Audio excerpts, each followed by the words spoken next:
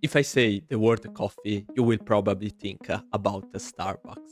Starbucks dominates the sales of coffee in the US and internationally, and it's more than just a coffee, it has become part of the culture. Having become so big, it's really easy to think that Starbucks have been around forever. But the truth is that Starbucks was once just an idea born in the mind of Howard Schultz. And today we are going to talk about the story of Howard Schultz, from the childhood poverty and living in the projects to the billion-dollar brand that has changed the coffee industry forever.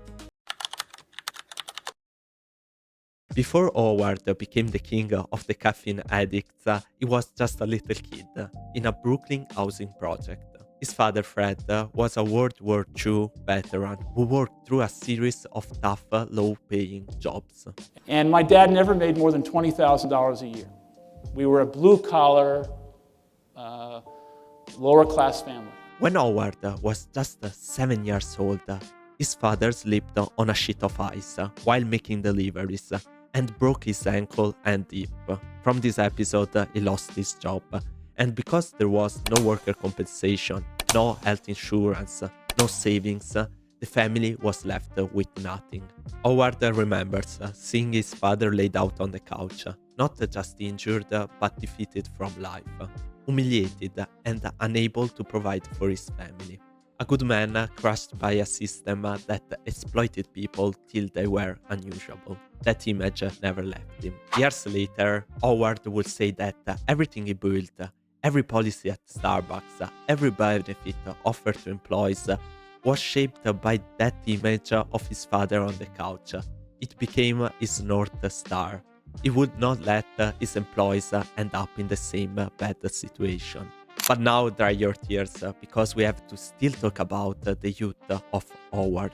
Growing up, his escape was sports. He was good enough to earn an athletic scholarship to Northern Michigan University, the first person in his family to go to college.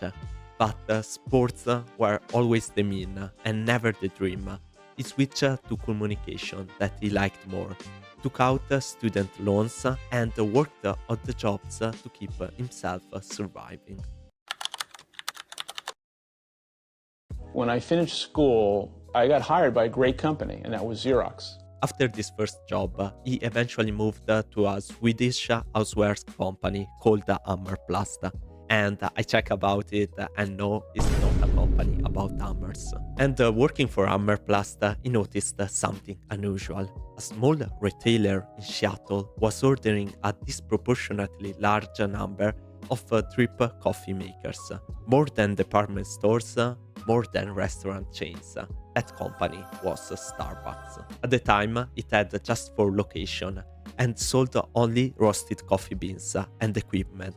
No beverages.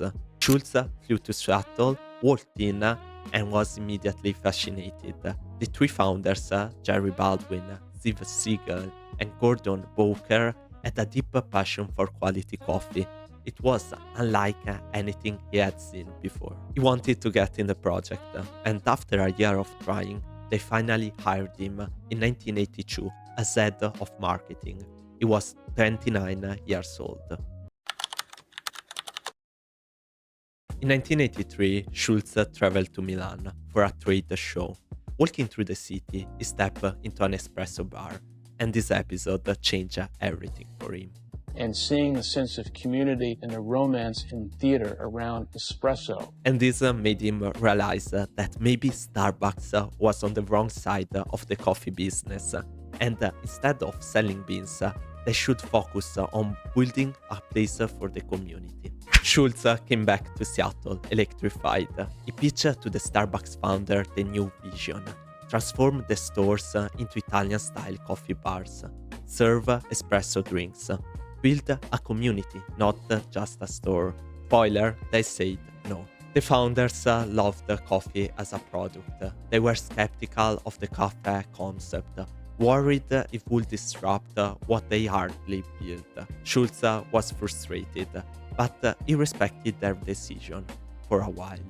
By 1985, unable to let the idea go, he left the Starbucks with the idea to launch his own coffee bar concept. He called it Il Giornale, that in Italian means the newspaper, evoking the cafe culture he had fallen in love with. But it is exactly here that comes the hard part of every dream, getting the money. Schultz approached 242 investors to found Il Giornale. 217 of them said no. Think about that number, not 10 rejection, not 50, it took 217 rejection. Some say that Americans will never pay more than 50 cents for coffee. Who would have believed that Americans would line up by the millions to pay $4 for a cup of coffee? Others say that the Italian cafe model wouldn't work in America. Some just didn't believe in him. He kept going. The 25 who said yes were enough. Il Giornale opened in Seattle in 1986 and was an immediate hit. Lines out the door, the concept worked. People wanted this. Within 2 years, Schultz had expanded to additional locations in the Pacific Northwest and into Canada. Then came the opportunity he never expected. In 1987, the original Starbucks founder decided to sell.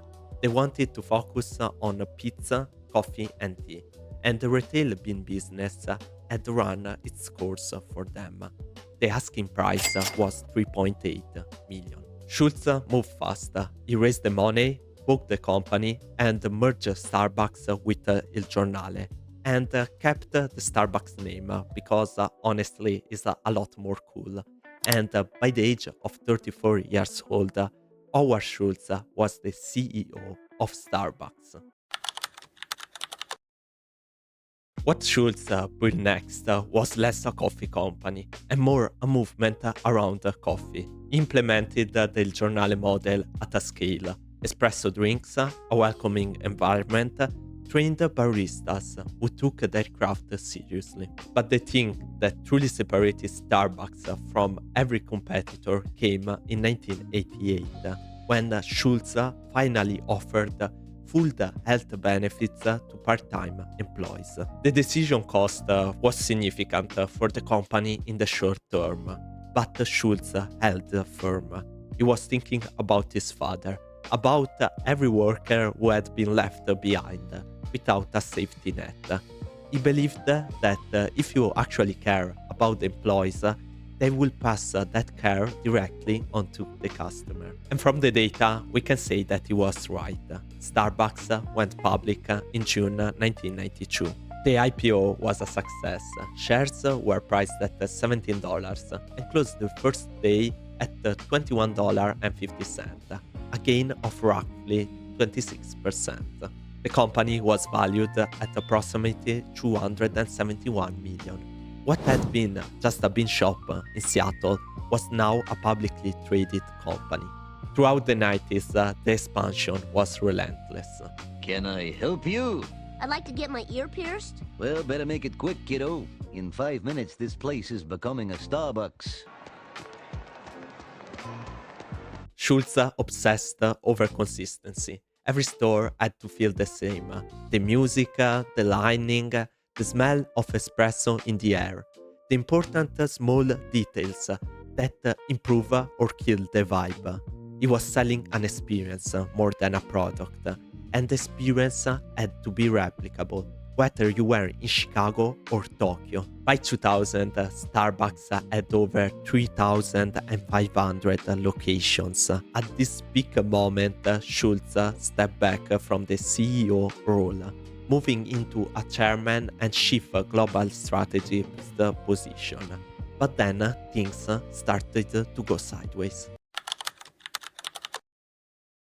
By 2007, Starbucks was struggling. On Valentine's Day, Schultz wrote a memo to the managers describing in detail how the chain expansion had led to many little compromises that combined have led to the watering down of the Starbucks experience and what some might call the commodization of the brand. After this memo leaked to the public, stock fell 8% in 2 weeks. In 2008, he came back as a CEO. What he did next is a masterclass in brand recovery. One of the riskiest moves he did was to temporarily close all the 7,100 US stores for an afternoon to retrain every barista on how to make the perfect espresso.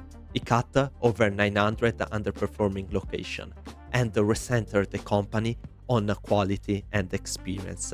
He rebuilt what was his initial vision for Starbucks. By 2010, Starbucks had returned to strong growth.